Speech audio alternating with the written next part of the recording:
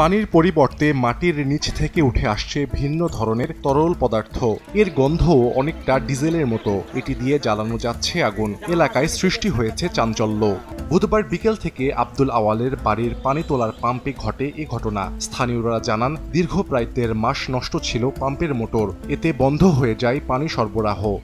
ভোগান্তিতে পড়েন স্থানীয়রা। এক পর্যায়ে সিদ্ধান্ত নেওয়া হয় পাম্পটি মেরামতের। ভূগর্ভে পানি আছে কিনা তা পরীক্ষার জন্য পাম্পের পাইপের ভেতর দড়ি বেঁধে নামানো হয় প্লাস্টিকের বোতল। প্রায় ১৪০ ফুট নিচে থেকে পানির পরিবর্তে বোতলে উঠে আসে ভিন্ন ধরনের তরল। ঘটনাটি দ্রুত ছড়িয়ে পড়ে আশপাশের এলাকায়। মোটরটা মেরামতের জন্য মিস্ত্রি এসেছিল, দেখা যাচ্ছে পরবর্তীতে ডিজেল গন্ধ, আর আশেপাশের পরিবেশটা আসলে ডিজেল একটু সেন্ট পাওয়া যাচ্ছে। ১৪০ ফিট নিচে আপনার বোতল বেঁধে উঠাইলাম আজকে। একই অবস্থায়, মানে আপনার কালো আর একটি তেলটেটা ভাব।